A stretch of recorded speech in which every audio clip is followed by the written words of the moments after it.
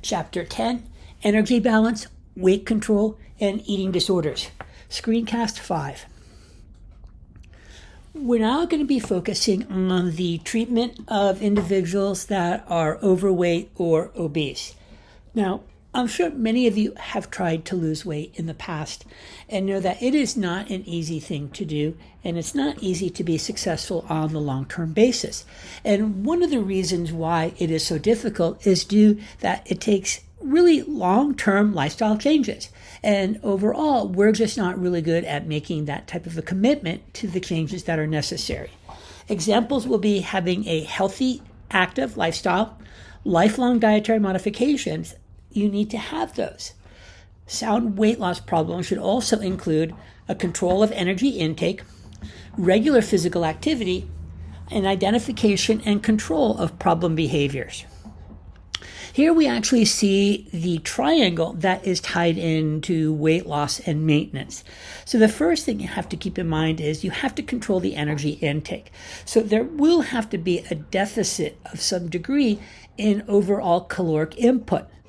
That needs to be balanced with regular physical activity. And third, the identification and control of problem behaviors. Now, I'm not going to go through this entire table here, but it really talks about what the really important characteristics of a sound weight loss program need to include. There's going to be 5 general areas that you need to think about. 1 is going to be the rate of loss, 2, flexibility, 3, intake, 4, behavior modification, and 5, overall health. So these things all have to be there. And let me just talk a little bit about giving you some examples for these. Probably a really important one is what type of a goal are you setting? And generally what's recommended is setting a goal of 1 to 2 pounds of fat loss per week. There also needs to be some flexibility. This is especially individuals that are having to adapt to individual habits and tastes, supporting participation in normal activities. Intake. This is probably the key to the whole thing. It is necessary that the intake is meeting nutrient needs.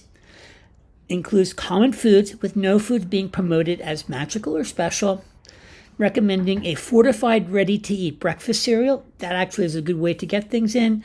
And following my plate as a pattern for food choices. Then we look at behavior modification, and this is multifaceted and is going to require quite a few things. The biggest is probably maintaining a healthy lifestyle and weight for a lifetime. Promoting reasonable changes that can be maintained, and I want to put the emphasis on reasonable. Quite often we tend to be overambitious and set goals that just aren't realistic. Encourage is social support. Includes plans that there might be a relapse, understanding that you might fall off your wagon, so to speak, okay?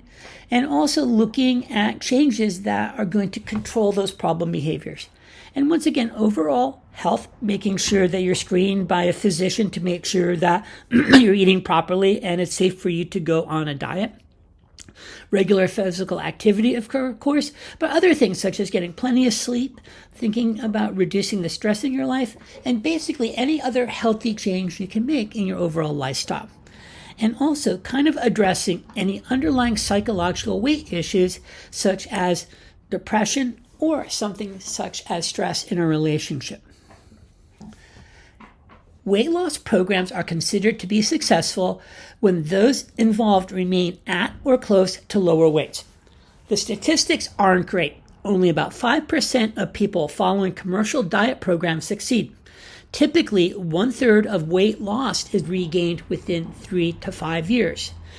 Currently, the only approach that actually shows long-term success is surgical in nature.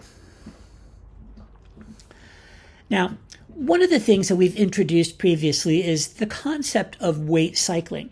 You may hear this also described as yo-yo dieting, and there are a number of negative consequences that are tied into this pattern of eating. 1, there is a greater likelihood of increasing upper body fat, and we already know that that is the type of fat that is more atherogenic and promotes negative weight issues, a diminishing self-esteem, a decline in HDL cholesterol, and remember, we think of that as the good cholesterol, but there also actually may be a decline in overall immune function. And keep in mind, this is weight cycling, so that pattern of dieting, regaining weight, dieting, and so on. Now, one important statistic to keep in mind, and this is something that I want you to be comfortable with, is understanding that in a pound of fat, there are going to be 3,500 kcals. So basically, if you're going to lose 1 pound per week, the energy intake must be decreased by 500 kcals per day, or physical activity increased by 500 kcals per day. Generally, a successful combination of both of these behavior changes is more beneficial. Women may need to limit overall intake to 1,200 kcals per day, and men may need to limit their caloric intake to 1,500 kcals per day. And looking at low energy density approaches are the most successful long term. So keep in mind, we're talking about food that is not high in energy, and those are really the ones should be focused on as part of those calories. Now, I'm not going to actually go through this entire table, but what this table is showing you, the number of calories that can be saved by just making better choices. I'll talk about one in particular. You can save a significant number of calories by choosing 3 ounces of lean beef instead of a well-marbled beef or steak that's of the same size. And once again, I'm not going to go into all of this, but you do get the idea of the various things that you can do to actually save a lot of calories by making some really, really simple substitutions, as indicated in this table. Now, expending 100 to 300 extra kcals per day above normal activity, okay, it has to be more than you're normally doing, can lead to a steady weight loss. Things to keep in mind are duration and regular performance of the activity. So it is something that you're going to have to be a lot better at sticking with. And to do that, making sure that you find activities that are enjoyable. Now, you can also add to aerobic activity resistance exercises. And this is actually a really good thing to do because resistance training will increase lean body tissue. And if you increase lean body tissue, you will be increasing your metabolic rate and expending more calories. There is a table that talks about the approximate energy costs of various activities.